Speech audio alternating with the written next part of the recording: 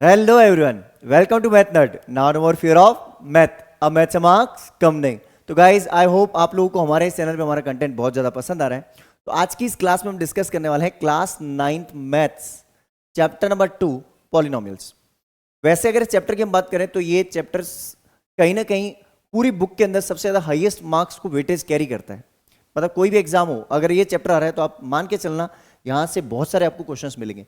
किस टाइप के क्वेश्चंस मिलेंगे, कैसे केस स्टडीज मिलेंगी, वो सारी आपको इसी चैनल पे मिल जाएंगी. Case studies, MCQs, assertion reason based question, सब कुछ इस चैनल पे आपको A to Z मिलने वाला है.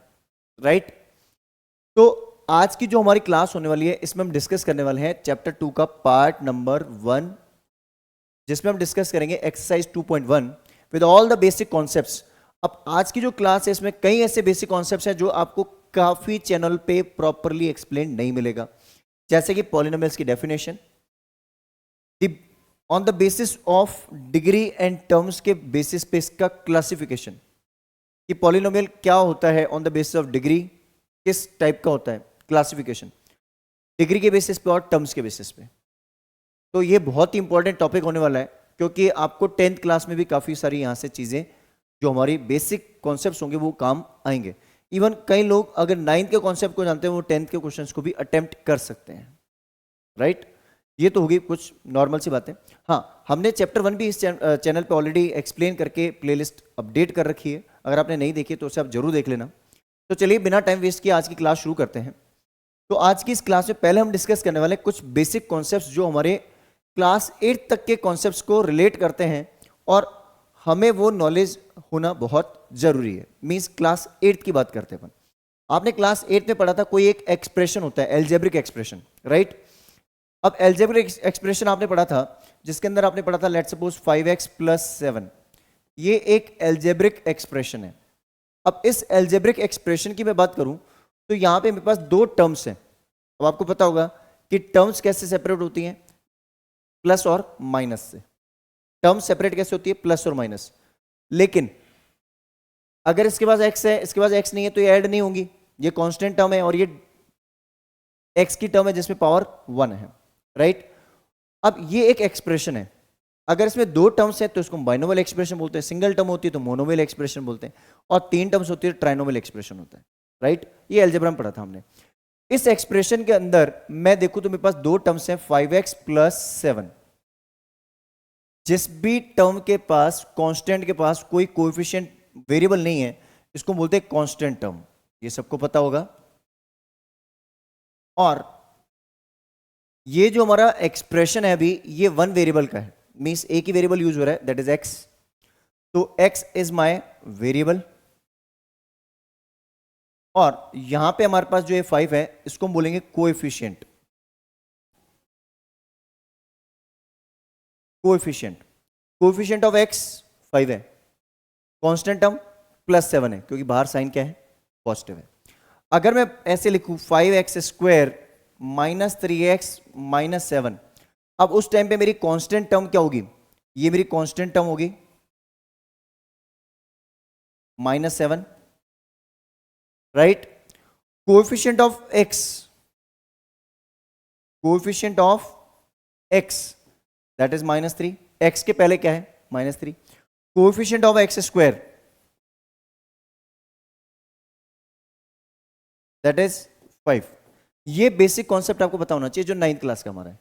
ठीक है. बाकी अपन डिस्कशन अभी करेंगे, फुल डिस्कशन करेंगे. ये एक एल्जेब्रिक एक्सप्रेशन है. राइट. अब थोड़ा सा अपन डिस्कशन ले लेते हैं फिर अपन आगे डिस्कस करेंगे. पूरी कॉन्सेप्ट्स के साथ पॉलिनोमियल स्टार्ट करेंगे. पहले हम 8th क्लास को 9 से कनेक्शन बनाते हैं. तो सर ये तो हम ऑलरेडी पढ़ चुके थे, फिर क्या जरूरत पड़ी कि हमें पॉलिनोमियल पढ़ना पड़ा. देखो, एल्जेब्रा एक बहुत बड़ा बैग है. ये हमारी एल्जेब्रा है,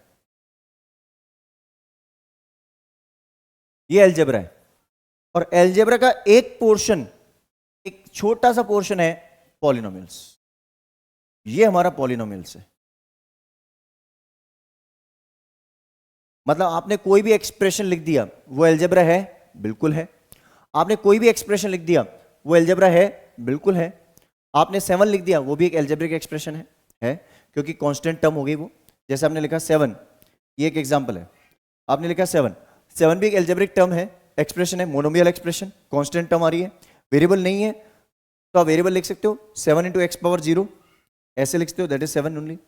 तो ये भी एक एल्जेब्रिक एक्सप्रेशन है, constant term is also an algebraic expression.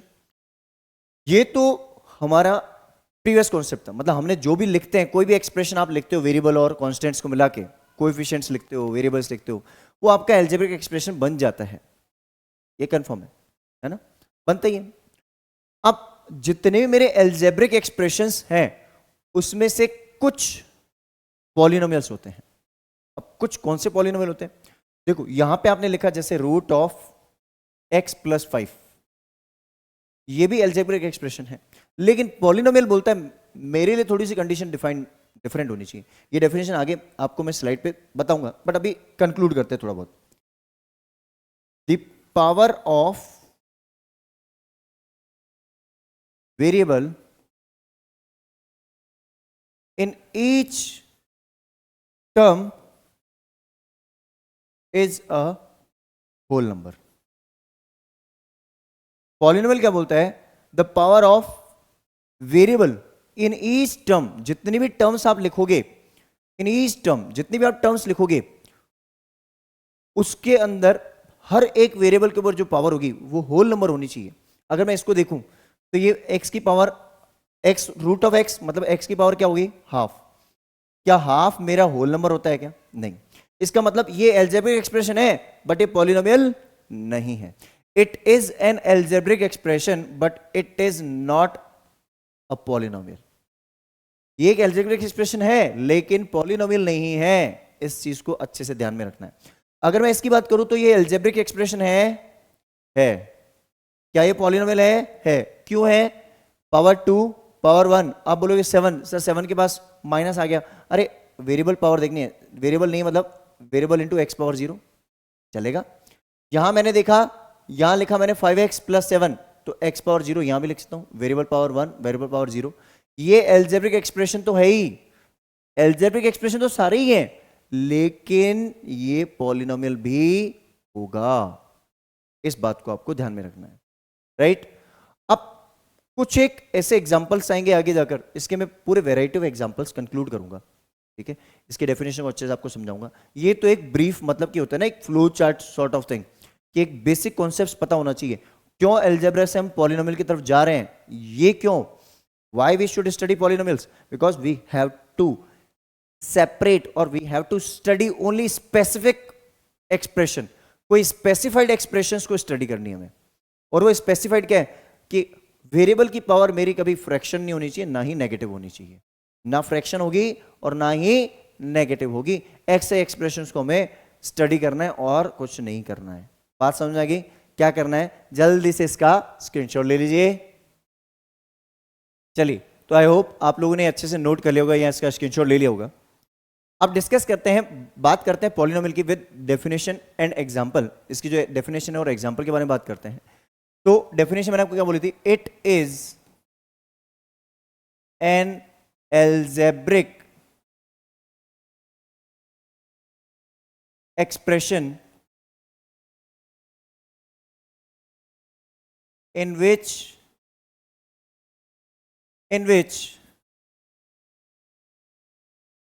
power of variable in each term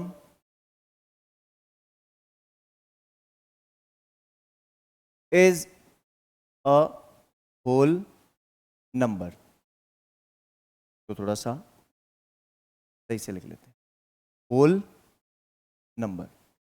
इसके अंदर जो पावर होगी, ठीक है, it is an algebraic expression in which the power of variable in each term is a whole number. मतलब इसकी जो power होगी मेरी, जितनी भी टर्म्स होंगी उसके अंदर पावर जो मेरी होगी that will be whole number. अगर पावर होल नंबर है देन ओनली हम बोलेंगे ये पॉलिनोमियल है, अदरवाइज ये पॉलिनोमियल है नहीं है। बट एल्जेब्रिक एक्सप्रेशन तो सारे ही होंगे, बट पूरे एल्जेब्रिक एक्सप्रेशन में से कुछ पॉलिनोमियल्स होते हैं, राइट। जैसे मैंने यहां लिखा 5x - 7, क्या ये पॉलिनोमियल है? हाँ। देखो एल्जेब्रिक एक्सप्रेशन तो सारी हैं, पॉलिनोमियल है या नहीं है वो डिस्कस कर लेंगे, है। ठीक है, नेक्स्ट एग्जांपल देखते हैं। नेक्स्ट एग्जांपल जैसे मैंने लिखा √2 x स्क्वायर -5। अब देखो आप बोले उससे रूट टू आ गया, पावर हाफ आ गई। देखो ये जो पावर है, ये रूट जो है ये कांस्टेंट टर्म पे है, वेरिएबल पे नहीं है। मुझे तो सिर्फ चेक करना है वेरिएबल की पावर। वेरिएबल की पावर मेरी होल नंबर है, रूट तो कांस्टेंट के ऊपर, कोएफिशिएंट के ऊपर है ना, मींस न्यूमेरिकल वैल्यू के ऊपर है। न्यूमेरिकल वैल्यू तो कोई रियल नंबर हो सकती है, मतलब इसमें जो मेरे कोएफिशिएंट होंगे ये कोई भी रियल नंबर हो सकते हैं, कोई फर्क नहीं पड़ता। अब आप बोलोगे सर यहाँ तो वेरिएबल है ही नहीं, मैंने आपको बताया था ना यहाँ कोई वेरिएबल नहीं होता, अपन वेरिएबल पावर 0 लिख सकते हैं, बिकॉज x पावर 0 इज 1। तो वेरिएबल नहीं मतलब वेरिएबल पावर 0 है, और variable power 0 means whole number. इसका मतलब मैं इसको कहीं ना कहीं बोल सकता हूँ ये पॉलिनोमियल है। ये मुझे ऐसे लिखना नहीं है, बट मैंने समझाने के लिए लिखा है। ठीक है, जैसे यहाँ पे था 7 को आप 7 × x पावर 0 लिख दो, तो 7 है मतलब कॉन्स्टेंट टर्म है, उससे कोई दिक्कत नहीं। नेक्स्ट एग्जाम्पल मेरा जो आता है दैट इज 1/x -3। अब ये पॉलिनोमियल है कि नहीं है? आप बोलोगे सर x की पावर 1 आ गई, बोलोगे? अरे बोलो हाँ, गलत। यहां x की पावर क्या आ गई? 1, बट डिनोमिनेटर में है ये जी, इसको हम ऊपर ले जाएंगे तो इसको हम ऐसे लिख सकते हैं इक्वल्स टू इंप्लाइज, इसको मैं लिख सकता हूं x पावर -1 -3, क्योंकि ये 1/x है। लास्ट चैप्टर में हमने देखा था एक्सरसाइज 5 के अंदर कि 1/a इक्वल्स टू a⁻⁻1, या फिर 1/a⁻m equals to 1/a⁻m equals to 1⁻m, ऐसा होता है। तो उस हिसाब से अगर हम देखें तो ये लॉजिक तो हमारा, ये पॉलिनोमियल नहीं होगा, डेफिनेट सी बात है ये नहीं होगा। अब इसके सारे अच्छे अच्छे एग्जांपल्स आपको हम ड्रॉप करेंगे, डोंट वरी, बहुत सारे एग्जांपल्स आपको ड्रॉप करेंगे जिससे आपको कोई कंफ्यूजन नहीं हो, कोई प्रॉब्लम नहीं हो, और सारे एग्जांपल्स हम अच्छे से देखेंगे, राइट। तो ये तो हो गया कुछ बेसिक कॉन्सेप्ट्स, और एग्जांपल मैं पॉलिनोमियल के लिख लेता हूं। जैसे अगर आपने ऐसे लिखा 5x² + 3x/x। अब देखो यहां पे डिसीजन मेकिंग कैसे होगी, जब भी कॉमन डिनोमिनेटर के अंदर x आ रहा है, या मान लो 2x लिख दो यहां पे। अब यहां कैसे डिसाइड करें? सर पावर 2, पावर 1, पावर 1 आपके हिसाब से पॉलिनोमियल है, बट मैं इसको ऐसे टेस्टिंग नहीं करता। मैं इसको क्या बोलता हूं, आप इसमें पहले ऊपर से कॉमन फैक्टर निकाल के चेक करो, मतलब कॉमन फैक्टर्स, मतलब ऊपर से कॉमन वेरिएबल निकालो और देखो क्या डिनोमिनेटर का वेरिएबल रिमूव हो पा रहा है। अगर रिमूव हो गया तो ये पॉलिनोमियल है, और अगर डिनोमिनेटर में वेरिएबल रह रहा है, हट ही नहीं रहा, इसका मतलब पॉलिनोमियल नहीं है। जैसे कि फॉर एग्जांपल मैंने यहां पे देखा, यहां से x कॉमन आ गया तो ये हो गया 5x + 3, और यहां पे हो गया 2x, x से x कैंसिल आउट कर दूं तो फाइनली क्या बन गया 5x + 3/2। क्या डिनोमिनेटर में वेरिएबल है? नहीं है सर। क्या ऊपर जो भी वेरिएबल की पावर है क्या नेगेटिव है, फ्रैक्शन में है? नहीं है सर। इसका मतलब ये पॉलिनोमियल है, yes it is N polynomial, it is a polynomial. Clear? यहां तक कोई डाउट हो तो आप कमेंट बॉक्स में लिख सकते हैं। आपको अच्छे अच्छे एग्जांपल्स और नेक्स्ट स्लाइड पे मिलेंगे, बहुत सारे एग्जांपल्स मिलेंगे, जिससे आपको कभी प्रॉब्लम नहीं होगी कि ये आपको कभी प्रॉब्लम नहीं होगी कि सर कैसे ये पॉलिनोमियल है कैसे नहीं है, ये डाउट कभी नहीं रहेगा। ठीक है, अब अगर हम बात करें मैथमेटिकल और स्टैंडर्ड डेफिनेशन ऑफ पॉलिनोमियल जो होती है, स्टैंडर्ड फॉर्म कैसे लिखते हैं हम, है ना। A polynomial in variable x is an algebraic expression of the form.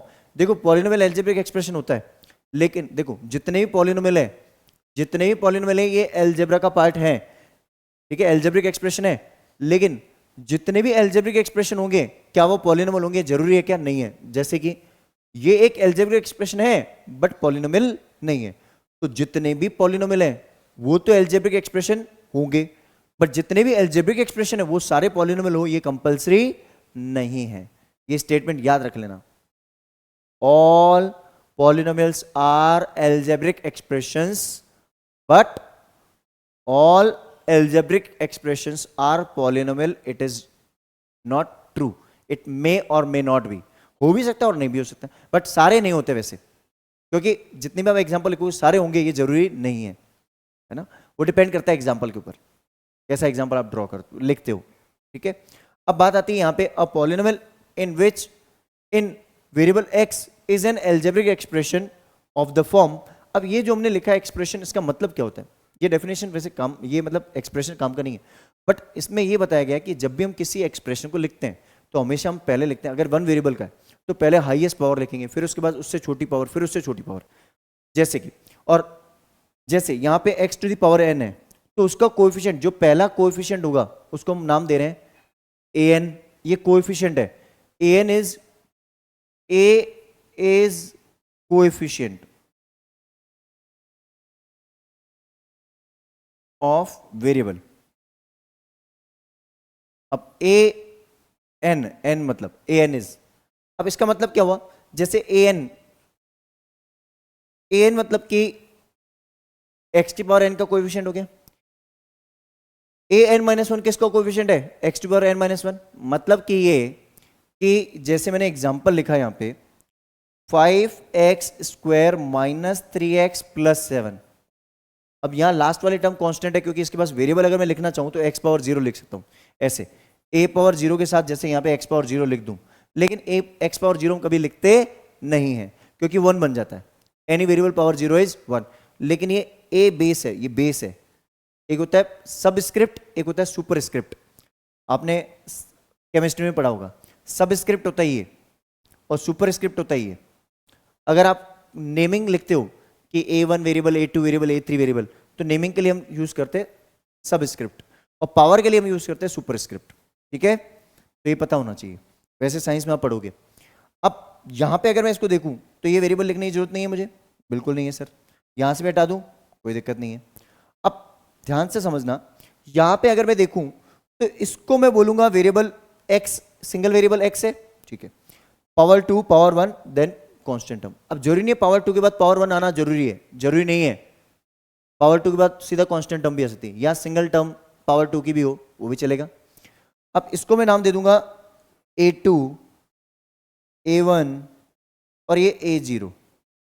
और इसकी वैल्यू क्या होगी? क्योंकि सबको मैं कोएफिशिएंट बोल दूं तो या तो ऐसे बोलूं coefficient of x square, coefficient of x and constant term, या ऐसे बोल दूं ऑल द कोएफिशिएंट और कांस्टेंट टर्म्स. एक तरह से a2, a1 एंड a0, ये तीनों वैल्यू होगी अलग अलग, ऐसा नाम दे सकता हूं.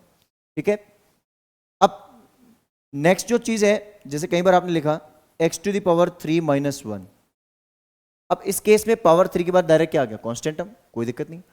अब यहां पे आप इसको a3 नाम दे दो, इसको a नाम दे दो, या आप इसको a दे दो, इसको a0 दे दो, वो डिपेंड करता है आपके ऊपर. ये स्पेसिफाइड है, जरूरी नहीं है कि आपको a1, a2, an ऐसा लिखना है. तो ये एक मैथमेटिकल डेफिनेशन होती है जो आपको पता होनी चाहिए, इसलिए मैंने आपको दिखाया है ऐसे, वरना जरूरी नहीं है कि आपको ये ऐसे ही याद रखना है. आपके लिए मेन डेफिनेशन ये होने वाली है, ये डेफिनेशन मेन है, इसको आप भूलना मत, ये स्टार मार्क रखना अपने पास.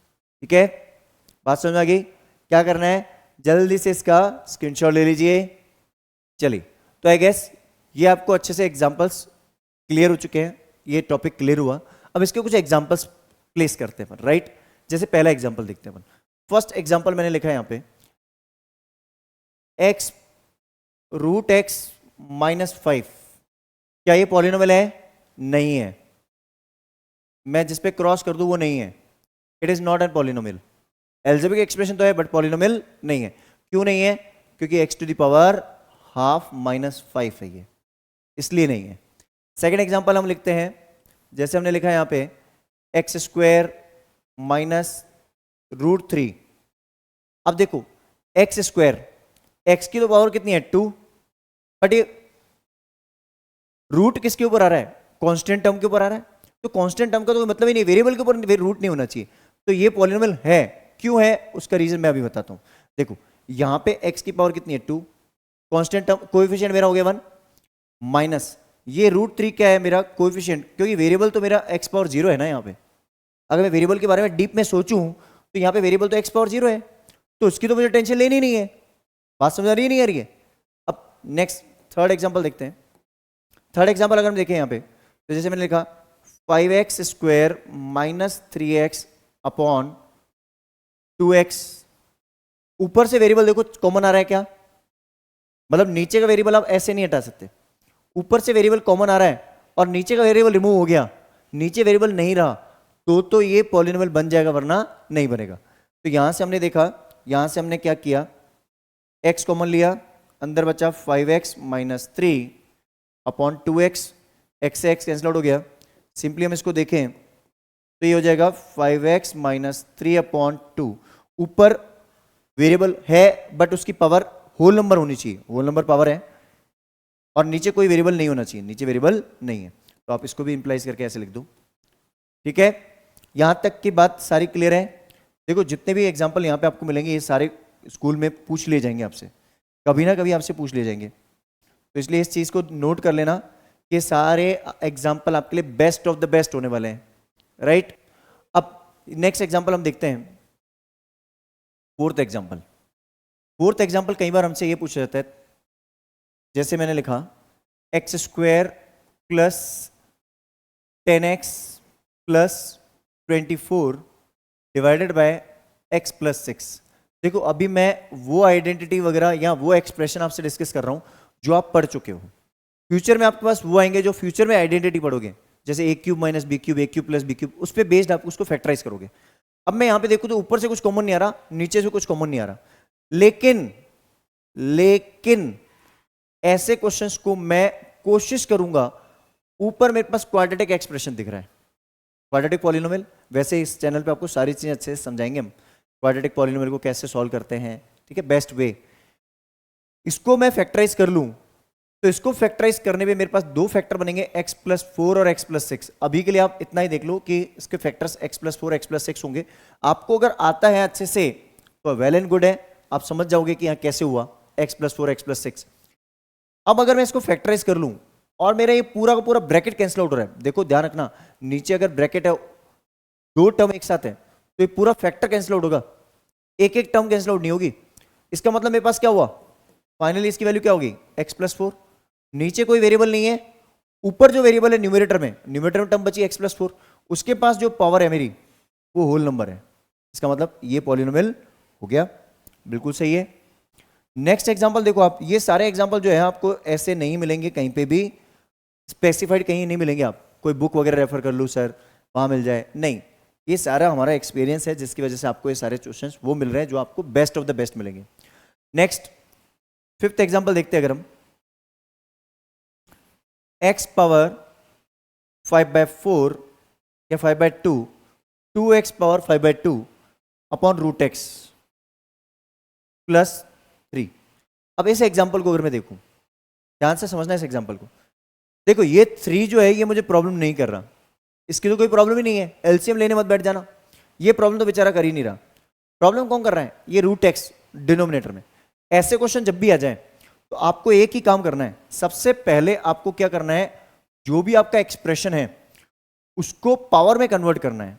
मतलब अगर वो रूट में है ना, उसको आपको पावर में कन्वर्ट करना है। तो आप इसको ऐसे लिख सकते हो 2x टू द पावर 5/2, और इसको लिख दो x to the power half plus 3। अब इसमें अगर मैं देखूं, जब दोनों डिवीजन में है, ऐसा होता है ना, a power m upon a power n equals to a to the power m minus n। When same base are in division तो उनकी पावर्स क्या होती है, सब्ट्रैक्ट होती है। तो यही कॉन्सेप्ट हम लगाएंगे यहां पे। हम यहां क्या बोलेंगे, 2 तो रहेगा 2g, और यहां पे जो हमारी x की पावर है 5/2 माइनस हो जाएगा हाफ, और ये प्लस 3 रहेगा as it is.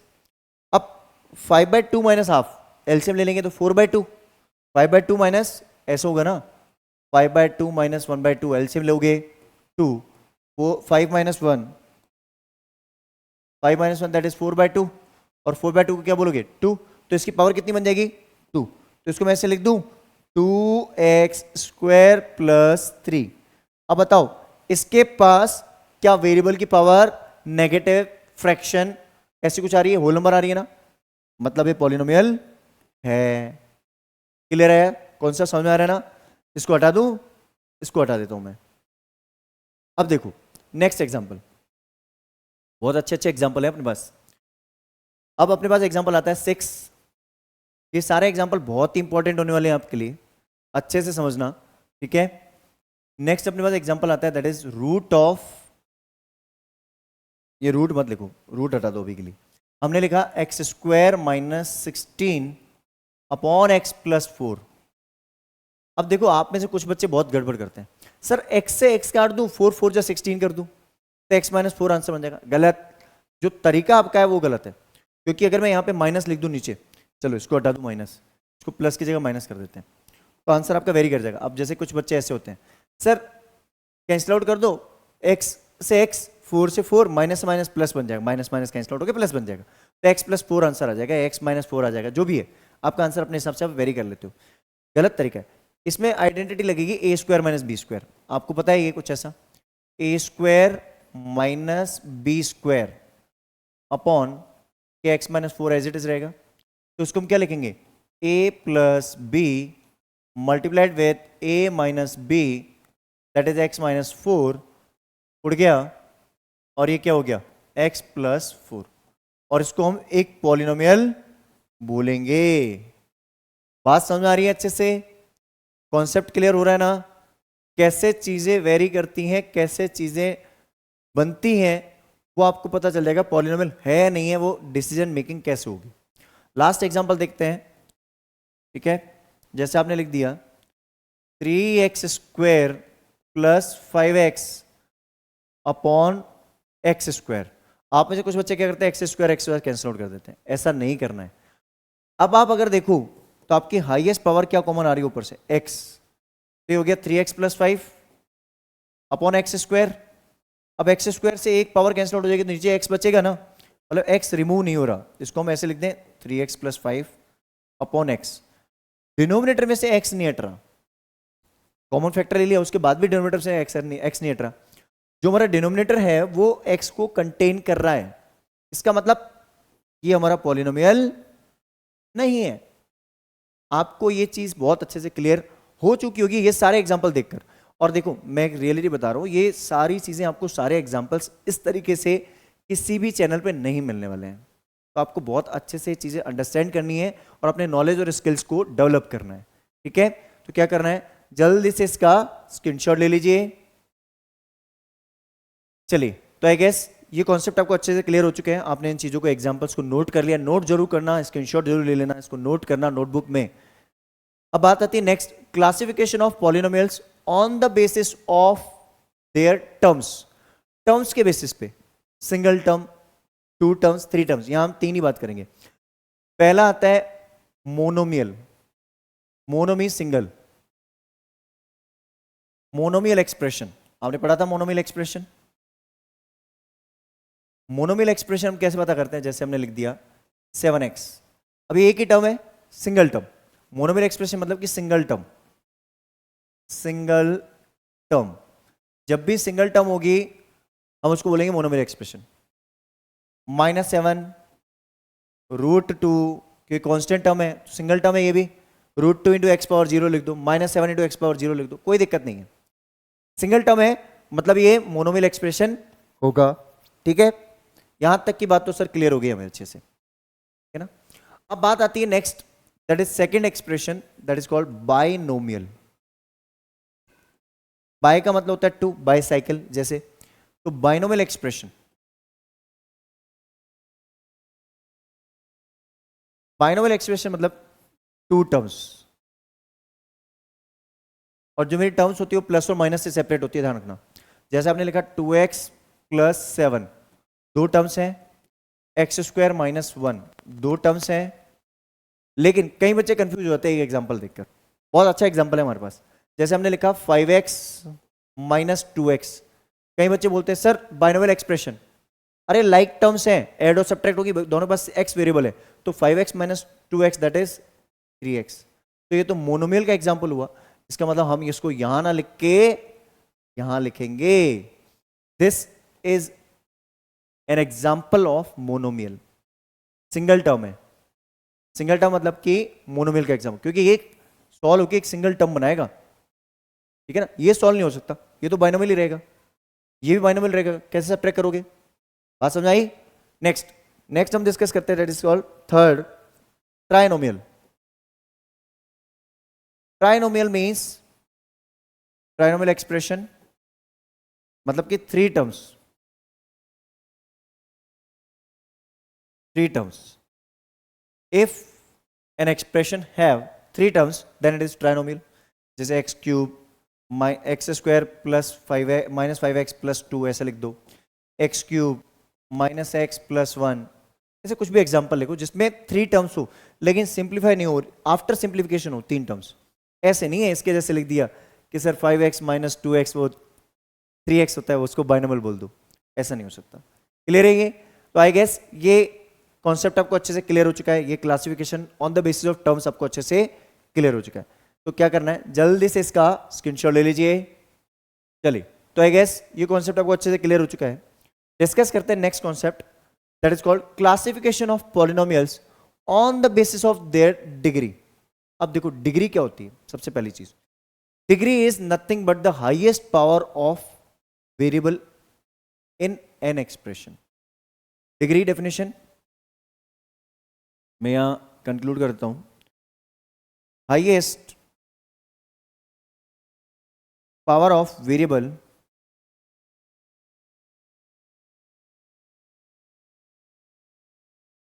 highest power of variable in an expression.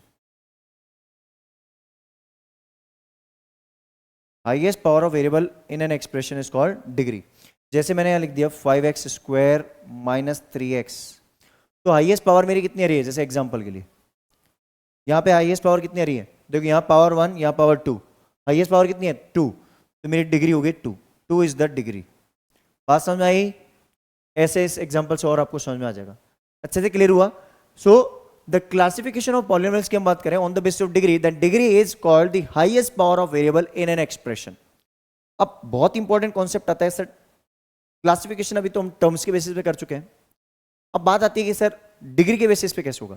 तो पहला हमारा कॉन्सेप्ट है that is called linear polynomial. Linear equation आपने पढ़ा था, linear equation in 1 variable, linear equation in 2 variable, अभी 9th में पढ़ोगे. तो लीनियर इक्वेशन 1 वेरिएबल मतलब 5x प्लस 2. तो लीनियर मतलब कि highest power of variable is 1. Highest power is 1. Degree, degree मतलब कि हाईएस्ट पावर. यहां मैं लिखता हूं हाईएस्ट पावर. डिग्री और कुछ नहीं है, डिग्री का मतलब है highest power. Highest power is 1. जब भी हाईएस्ट पावर 1 होगी तो उसको आप बोलोगे लीनियर पॉलिनोमियल. और इसको हम लिखते कैसे हैं? ax plus B. देखो इसमें a जो है that is not equal to 0, ये कंडीशनल होगा. Where a is not equal to 0, a कभी 0 नहीं होता, क्योंकि a 0 हो गया तो x गायब हो जाएगा, और x गायब हो गया तो कांस्टेंट नंबर बचेगा, मींस वेरिएबल की पावर 0 हो जाएगी. मतलब a 0 होते ही x गायब हो जाएगा. ऐसा एक्सप्रेशन होगा. कैसा एक्सप्रेशन? जब भी ax प्लस b की फॉर्म में होगा. जैसे एग्जांपल लिखता हूं मैं, जैसे मैंने लिखा 5x प्लस 2, ये इसका एग्जांपल है, फर्स्ट एग्जांपल. आपने फर्स्ट एग्जांपल देखा 5x प्लस 2. अब इसमें हाईएस्ट पावर ऑफ वेरिएबल कितनी है? 1, क्योंकि 5x x के पावर हाईएस्ट कितनी है? 1 है, और कांस्टेंट नंबर 2 उसकी पावर कितनी है? 0 ही है, तो हाईएस्ट पावर 1 ही तो हुई.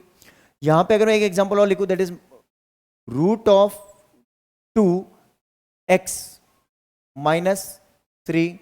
अब यहां हाईएस्ट पावर ऑफ वेरिएबल कितनी आ रही है? यहां भी 1, यहां भी 1, हाईएस्ट पावर 1 आ रही है. इसका मतलब ये मेरा एक लीनियर पॉलिनोमियल है. ठीक है. अब बात आती है नेक्स्ट,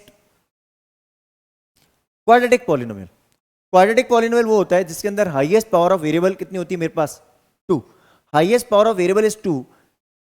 अगर मैं स्टैंडर्ड फॉर्म देखूं तो ax square plus bx plus c होता है, जहां पे where a is not equal to 0. अब मैं a हर बार क्यों बोलता हूं? क्योंकि अल्फाबेटिकली अपन ऐसे वेरिएबल असाइन करते हैं a b c ऐसे.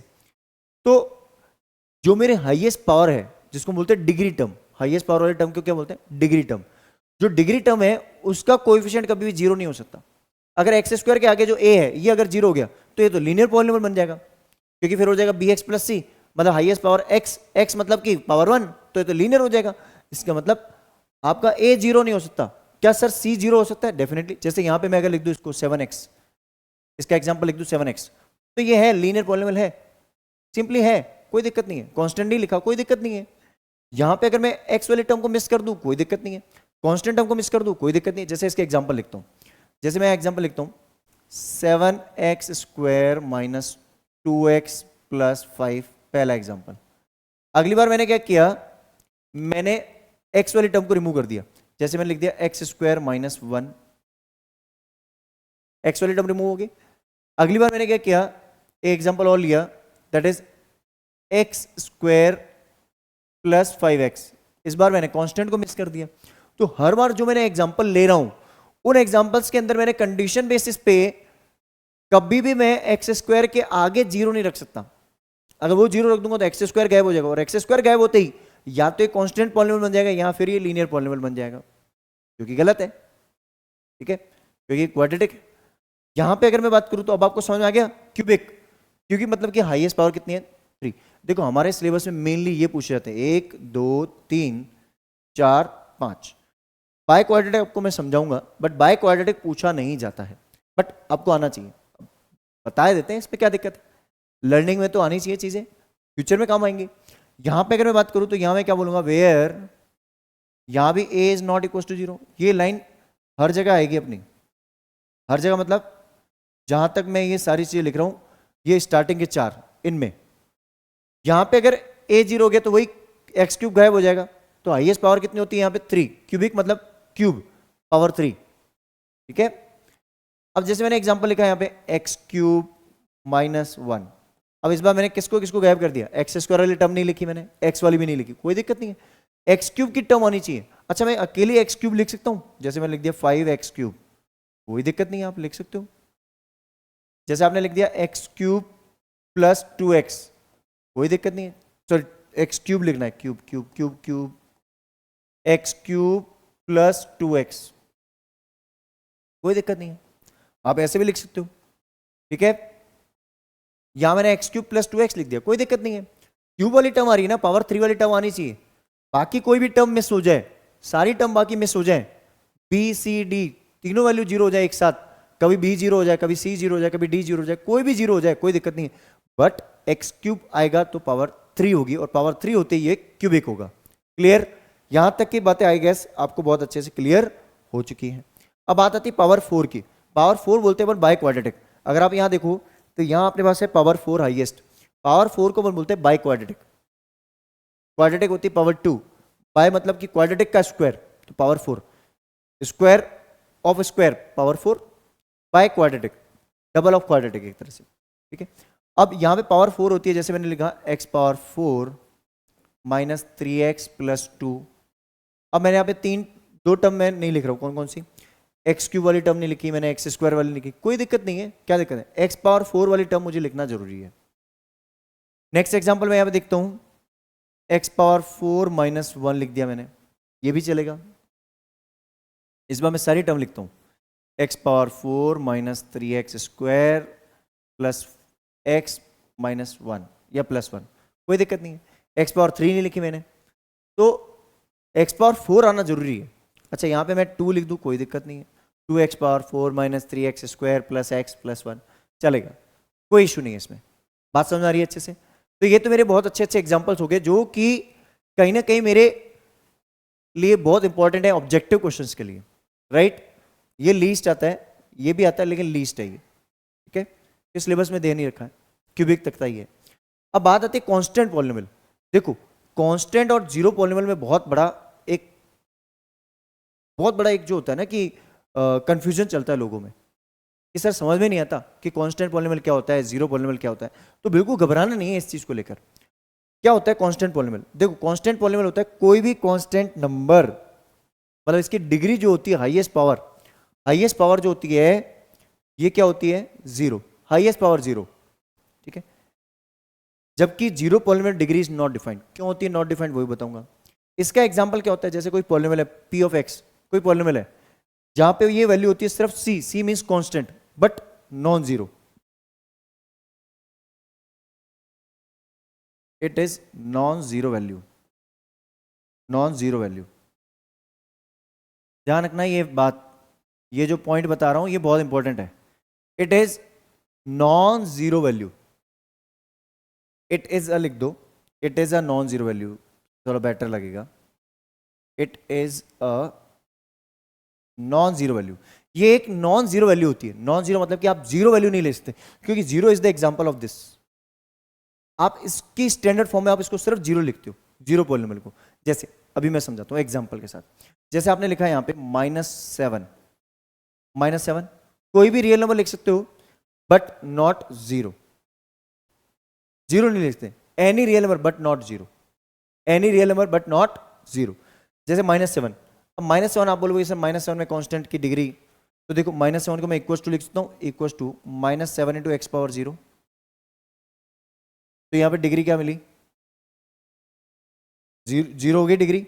हाईएस्ट पावर ऑफ वेरिएबल कितनी हो गई? 0। आपने बोला सर √2, इसको मैं क्या लिखता हूं? √2 इंटू एक्स पावर 0, मिल गई। डिग्री कितनी हो गई? 0 हो गई। बात समझ में आई अच्छे से? यहाँ पे क्लियर हुआ कि नहीं वो कॉन्सेप्ट? यहां मैं अगर देखूं तो √2 into x power 0 that is degree 0 हो गई।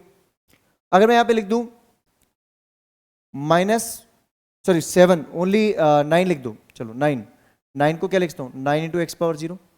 तो यहां तो मेरे लिए बहुत आसान सा कॉन्सेप्ट था कि कोई भी कांस्टेंट नंबर मिल जाए, any constant number but non zero, it is a non zero value. Any real number, any real number, any real number but non zero value. आप इसको चाहो तो ऐसे भी लिख सकते हो, it is a non zero value, any real number but non zero value. कोई भी रियल नंबर होता है बट नॉन जीरो वैल्यू, ठीक है? Any real number but non zero, कोई भी रियल नंबर ले सकते हो आप इसमें, बट नॉन जीरो होना चाहिए। कांस्टेंट पॉलिनोमियल में यही है, ठीक है? कोई भी रियल नंबर ले सकते हो बट नॉन जीरो होना चाहिए, ठीक है? जीरो नहीं ले सकते आप। अब यहां की बात करें अगर हम जीरो पॉलिनोमियल की, तो डिग्री इसकी डिफाइंड क्यों नहीं होती? अच्छा, इसका स्टैंडर्ड फॉर्म क्या है? जीरो लिखते हैं अपन इसको। अब इसकी डिग्री डिफाइंड क्यों नहीं होती? जैसे आपने लिखा है इसको जीरो, एक बच्चे ने बोला सर 0 इंटू एक्स पावर 10।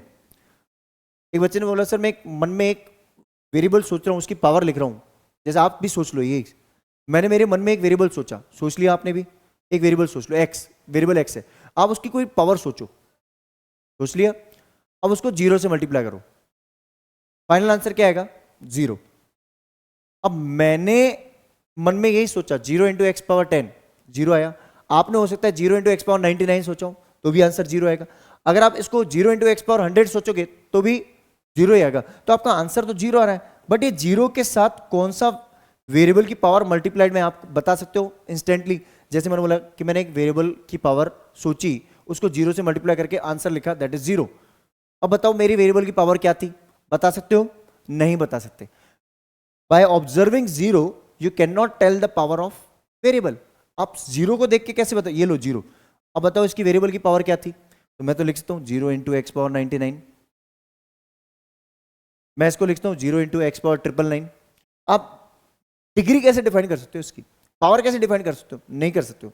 इसका मतलब ये कुछ ऐसे एग्जाम्पल हैं जो ये चीज डिफाइन करते हैं कि degree of zero polynomial is not defined. बात समझ आ गई? अब सारी चीजें एक बार फिर से समराइज कर लेते हैं, मैं जल्दी से, विद इन अ मिनट हम सारी चीजें डिफाइन कर लेते हैं। सबसे पहले अगर हम बात करें तो टाइप्स ऑफ पॉलिनोमियल्स की बात कर रहे हैं अगर हम, तो classification of polynomials on the basis of degree की जब हम बात करते हैं तो हमारे पास मेनली ये 6 टाइप्स है। अब डिग्री क्या होती है? Degree is highest power of variable in an expression. एक एक्सप्रेशन में हाईएस्ट पावर ऑफ वेरिएबल होती है, राइट? अगर मेरी हाईएस्ट पावर 1 है तो इसको बोलेंगे लीनियर पॉलिनोमियल। जैसे कि 5x प्लस 2 7x, जहां पे हाईएस्ट पावर वेरिएबल की बना जाए। क्वाड्रेटिक पॉलिनोमियल जहां पे मेरी हाईएस्ट पावर ऑफ वेरिएबल कितनी आती है? 2, जिसको बोलते हैं क्वाड्रेटिक। अगर मेरी हाईएस्ट पावर ऑफ वेरिएबल 3 आती है उसको बोलते हैं क्यूबिक। अगर मेरी हाईएस्ट पावर ऑफ वेरिएबल आती है 4, उसको बोलेंगे बाई क्वाड्रेटिक। अगर मेरी हाईएस्ट पावर ऑफ वेरिएबल 0 आती है तो उसको बोलेंगे कांस्टेंट पॉलिनोमियल। जैसे ये रहा -7 इंटू एक्स पावर 0। बट ध्यान रखना यहां पे मैं कोई भी कांस्टेंट नंबर रख सकता हूं, बट ये एक रियल नंबर वैल्यू हो सकती है, any real number but not 0। 0 को छोड़कर कोई भी रियल नंबर ले लो, means all the positive real numbers and negative real numbers. And last is zero polynomial जिसकी डिग्री डिफाइंड नहीं होती, मैं आपको बता ही चुका हूं, क्योंकि 0 into x to the power 10 equals to क्या होता है? 0। और अगर 0 इंटू एक्स पावर 99 तो इसका आंसर भी 0। तो आप बताओ कि ये जो 0 है, अगर मैं एक सिंपली मैं आपको बोलूँ कि मैंने एग्जांपल दे दिया 0, तो इसकी डिग्री बताओ, आप बता ही नहीं सकते कि उसके साथ क्या वेरिएबल मल्टीप्लाई था, उसकी वेरिएबल की पावर क्या थी, आप बता ही नहीं सकते। बात समझ आ गई? तो आई गेस आपको ये क्लासिफिकेशन बहुत ही अच्छे से क्लियर हो चुका है। चलिए जल्दी से इसका स्क्रीनशॉट ले लीजिए। चलिए, तो आई गेस ये सारे एग्जांपल्स आपको अच्छे से क्लियर हो चुके हैं, क्लासिफिकेशन बहुत अच्छे से समझ में आ गया होगा। हमने जो एग्जांपल्स आपको ड्रॉप किए वो बहुत ही अच्छे से आपको चीजें समझा दी हैं, राइट। अब हम डिस्कस करने जा रहे हैं एक्सरसाइज 2.1 का question number 1 and question number 2। अभी तक जो हमने कॉन्सेप्ट पढ़े उसके बेसिस पे आपको कुछ भी दिक्कत नहीं आएगी। अब बात करते हैं which of the following expressions are polynomials in one variable. सबसे पहली बात, आपको एक वेरिएबल देखना है, पॉलिनोमियल है या नहीं है वो बात की बात है, लेकिन वेरिएबल होना चाहिए सिंगल। इसके अकॉर्डिंग जो भी क्वेश्चन है सिंगल वेरिएबल होना चाहिए, and which are not one variable and which are in one variable और नॉट। पहली बात तो आपको चेक करना है पॉलिनोमियल है कि नहीं है, और उसके बाद आपको टेस्टिंग करनी है। पहले आपको चेक करना है पॉलिनोमियल है कि नहीं है, उसके बाद आपको चेक करना है कि वन वेरिएबल में है कि नहीं है, ठीक है। पॉलिनोमियल भी होना चाहिए और वन वेरिएबल होना चाहिए। अब मैं यहां पे देखूं, ये मेरे पास वेरिएबल सिंगल आ रहा है, सिंगल वेरिएबल आ रहा है, इसमें देखूं तो वन वेरिएबल है। चलो इसमें तो ये मेरे पास वन वेरिएबल है। अब क्या ये पॉलिनोमियल है क्या?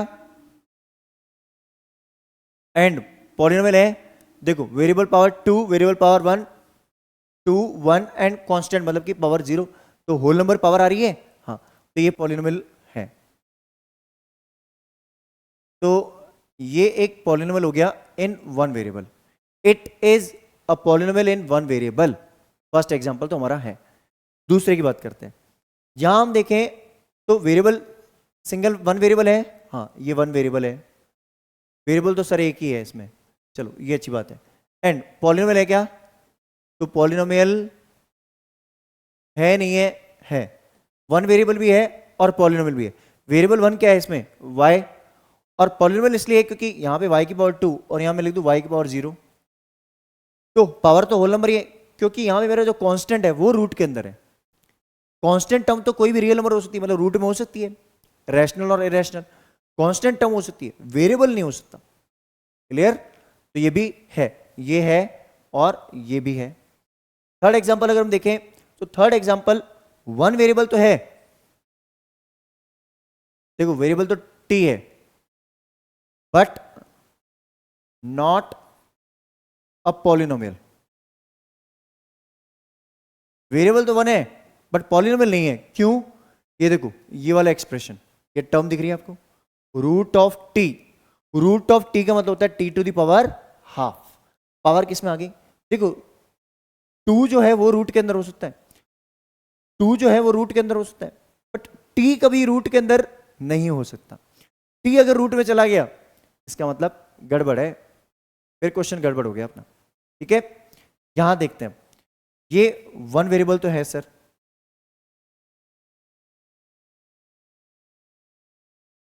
But not polynomial. अब ऐसा क्यों है?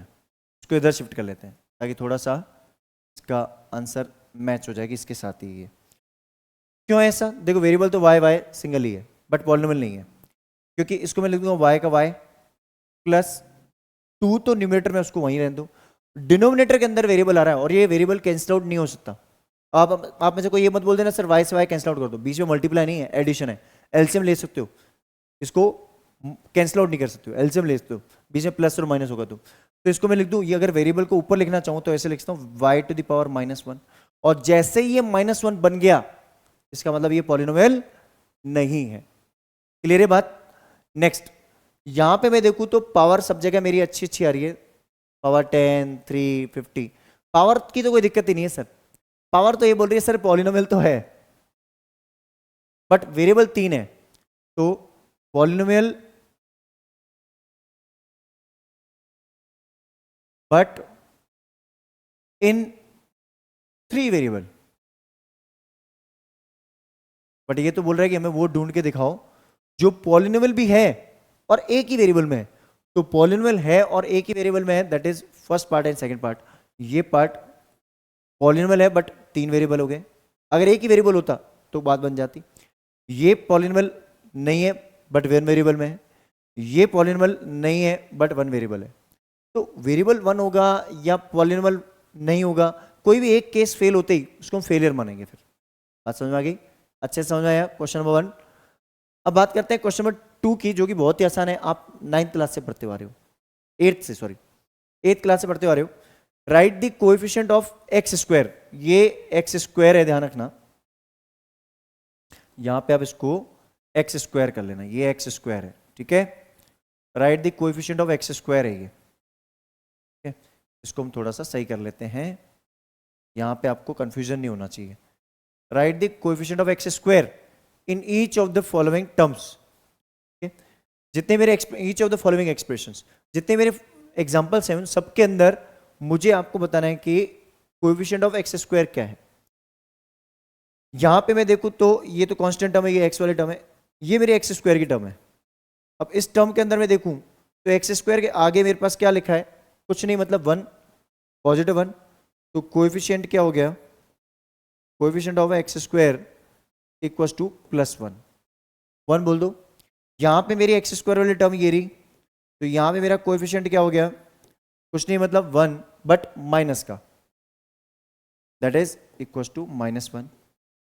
यहां पे अगर मैं देखूं तो मेरे पास ये वाली टर्म है एक्स स्क्वायर वाली, है ना। अब इसके आगे क्या लिखा है, π/2, तो π/2 एक रियल नंबर वैल्यू आएगी। पाई की वैल्यू अगर आप कैलकुलेट करोगे तो pi is a real number, क्योंकि इरेशनल नंबर होता है पाई, बताया था मैंने चैप्टर 1 में, पाई इरेशनल नंबर होता है, 22/7 रैशनल होता है। तो π/2, अगर पाई इरेशनल तो π/2 भी इरेशनल ही होगा। तो इसमें कोएफिशिएंट ऑफ एक्स स्क्वायर जो है मेरा वो हो जाएगा π/2। अब यहां पे तो सर एक्स स्क्वायर है ही नहीं, जब कोई वेरिएबल नहीं है उसका मतलब वो इस फॉर्म में है, 0 × एक्स स्क्वायर की फॉर्म में है। वो किस फॉर्म में है, 0 × एक्स स्क्वायर की फॉर्म में। तो यहां पे मेरा ये रहा, अगर ये वेरिएबल नहीं है, अगर वेरिएबल की पावर 2 वाली टर्म नहीं है, तो कोएफिशिएंट ऑफ एक्स स्क्वायर जो मेरा है वो 0 होगा। वेरिएबल ही नहीं है, अगर मेरे पास वो टर्म ही नहीं है एक्स स्क्वायर वाली, तो इसका मतलब उसके आगे जो नंबर था वो 0 था, इसलिए वो नहीं है। अगर उसके आगे नंबर कुछ होता तो एग्जिस्ट करती, बट वो एग्जिस्ट नहीं कर रही है, इसका मतलब उसके आगे 0 लिखा था, 0 × एक्स स्क्वायर इज 0। समझ आया? आई गेस ये क्वेश्चन नंबर 1 और 2 बहुत अच्छे से क्लियर हो चुका है। आपको क्या करना है, जल्दी से इसका स्क्रीनशॉट ले लीजिए। चलिए, तो आई गेस ये क्वेश्चन आपको दोनों अच्छे से क्लियर हो चुके होंगे। डिस्कस करते हैं इसका नेक्स्ट क्वेश्चन, क्वेश्चन नंबर 3 और एक्स, जो हमारा एक्सरसाइज 2.1 का क्वेश्चन नंबर 3 और 4 है, उसके बारे में डिस्कशन करते हैं। थर्ड क्वेश्चन ये बोल रहा है, give one example of each of a binomial of degree 35। सबसे पहले बाइनोमियल का एग्जांपल देना है जो डिग्री 35। तो बाइनोमियल मतलब कि जिसमें 2 टर्म्स हो, और डिग्री 35 मतलब कि हाईएस्ट पावर उसमें कितनी हो, 35। तो जैसे आपने लिख दिया x पावर 35, हाईएस्ट पावर 35 बन गई। अब x पावर 35 के आगे 2 लगा दो, 3 लगा दो, 5 लगा दो, कुछ भी लगा दो, प्लस या माइनस कुछ भी लगा दो, क्योंकि 2 टर्म मतलब terms are separated by plus और माइनस। अब इसके बाद आप चाहो जो रख दो, चाहो तो वेरिएबल लिख दो, चाहो वेरिएबल मत लिखो, मतलब कांस्टेंट लिख दो, लेकिन वेरिएबल की पावर 35 से ऊपर मत रख देना, वरना डिग्री चेंज हो जाएगी। तो आपने जैसे लिख दिया 2x, आप चाहो तो 2 भी लिख सकते हो, 1 भी लिख सकते हो, आपकी चॉइस है। तो ये मेरी बाइनोमियल टर्म बन गई ऑफ डिग्री 35, राइट। अब बात आती है नेक्स्ट एग्जांपल यहां से, अ मोनोमियल ऑफ डिग्री 100। एक मोनोमियल जिसकी डिग्री 100 है, तो मोनोमियल मतलब सिंगल टर्म, मतलब एक ही टर्म लिखनी है। मोनोमियल ऑफ डिग्री 100, डिग्री 100 का मोनोमियल लिखना है, मोनोमियल मतलब सिंगल टर्म लिख लो। अब वेरिएबल आप कुछ भी लिख सकते हो, चाहो तो x लिख लो, बेटर होता है x ही लेते हैं अपन, और इसकी पावर लिख दो 100। अब वैसे तो ये भी आंसर सही है। अब इसके आगे आप चाहो तो 5 मल्टीप्लाई कर दो, 3 कर दो, 6 कर दो। अब एडिशन सब्ट्रैक्शन कुछ मत करना, वरना 2 टर्म हो जाएंगी। तो यहाँ पे आपने जैसे 5 कर दिया, या तो आप वो भी लिख सकते हो, और आप चाहो तो ये भी लिख सकते हो, और x⁻100 भी लिख सकते हो, ठीक है, आपकी चॉइस है। समझ आ गया अच्छे से? अब बात आती है right the degree of each of the following polynomials. जितने मेरे पॉलिनोमियल्स हैं उनकी डिग्री बतानी है आपको। डिग्री क्या होती है, हाईएस्ट पावर। तो यहां पे मेरी जो डिग्री है, यहां डिग्री बताओ कितनी होगी, हाईएस्ट पावर वाली टर्म कौन सी है? ये है, तो डिग्री इज इक्वल टू 3। इन दोनों में मैं देखूँ तो हाईएस्ट पावर ऑफ वेरिएबल वाली टर्म, तो यहाँ पे डिग्री क्या होगी? 2। कोई ये मत समझना सर वाई स्क्वायर के आगे तो माइनस लिखा तो -2 लिख दूं, नहीं, इस वेरिएबल की पावर देखनी है, हाईएस्ट पावर ऑफ वेरिएबल देखनी है, ठीक है? यहां से ऐसे इसमें देखो, इसके पास वेरिएबल है, इसके पास नहीं है, जिसके पास वेरिएबल है वो पावर डिसाइड करेगा, तो पावर नहीं है मतलब 1, तो डिग्री कितनी हो गई? 1। अब ये कांस्टेंट टर्म है, इसको मैं लिखता हूं 3 into x to the power 0, तो डिग्री कितनी हो गई? Constant term, degree is 0। Constant polynomial की डिग्री बताई थी मैंने आपको 0। तो क्या करना है, जल्दी से इसका स्क्रीनशॉट ले लीजिए। चलिए, तो आई गेस ये कॉन्सेप्ट आपको बहुत अच्छे से क्लियर हो चुके होंगे। डिस्कस करते हैं इसका next question, question number 5 of exercise 2.1। इसकी बात करेंगे हम, तो ये बोल रहा है कि classify as linear, quadratic and cubic polynomial. देखो लीनियर में क्या होता है, हाईएस्ट पावर 1 होती है, तो यहां पे अगर मैं देखूं हाईएस्ट पावर कितनी है, यहां पे मेरी डिग्री कितनी आ रही है? डिग्री आ रही है 2, तो ये कौन सा हो गया? क्वाड्रेटिक, ठीक है? Highest power of variable is 2, तो डिग्री होगी 2। यहां पे हाईएस्ट पावर कितनी है? 3, तो डिग्री कितनी होगी मेरी? 3, तो कौन सा हो गया ये? क्यूबिक। कौन सा हुआ? क्यूबिक। यहां पे मैं हाईएस्ट पावर देखूं तो कितनी है? 2, तो डिग्री मतलब मेरी कितनी हो गई यहां पे? डिग्री इज 2, तो इसको क्या बोलेंगे? क्वाड्रेटिक, ठीक है? मैंने आपको बोला था मैक्सिमम अपने पास क्वाड्रेटिक क्यूबिक तक का ही स्टडी है हमारे सिलेबस में, बाय क्वाड्रेटिक आपको मैंने वैसे ही बता दिया है। यहां पे मैं देखूं तो हाईएस्ट पावर कितनी है मेरी? Degree, degree is 1। कौन सा हुआ ये? लीनियर। यहां पे हाईएस्ट पावर कितनी है? 1, तो ये कौन सा हुआ? लीनियर, क्योंकि डिग्री कितनी है? 1 है इसलिए। नेक्स्ट, यहां हाईएस्ट पावर डिग्री कितनी है? वेरिएबल तो कुछ भी हो सकता है, एक्स की जगह आर भी हो सकता है, पी भी हो सकता है, टी भी हो सकता है, 2 है हाईएस्ट पावर, तो ये कौन सा हुआ? क्वाड्रेटिक। और नेक्स्ट लास्ट हमारे पास हाईएस्ट पावर कितनी है? 3, डिग्री कितनी है? 3, तो कौन सा हुआ? क्यूबिक। क्लियर है ये? आई गेस आपको ये क्वेश्चन बहुत अच्छे से क्लियर हो चुका होगा। क्या करना है, जल्दी से इसका स्क्रीनशॉट ले लीजिए। चलिए, तो आई गेस आप लोगों को हमारा ये एक्सप्लेनेशन बहुत अच्छा लगा होगा। आपको अगर हमारे चैनल का कंटेंट पसंद आ रहा है तो बस आपको एक ही काम करना है, आपसे एक ही रिक्वेस्ट है, हमारे इस चैनल को मैथ नर्ड को ज़्यादा से ज़्यादा लोगों के साथ शेयर कीजिए, अपने फ्रेंड्स, रिलेटिव, सारे जो भी आपके कनेक्शंस हैं, ग्रुप्स हैं, उसमें इस वीडियो को शेयर कीजिए, ताकि आपको हम और भी ऐसे इंटरेस्टिंग वीडियोज़ प्रोवाइड कर पाएँ। तो चलिए मिलते हैं किसी और वीडियो के साथ। Till the time, have a great day.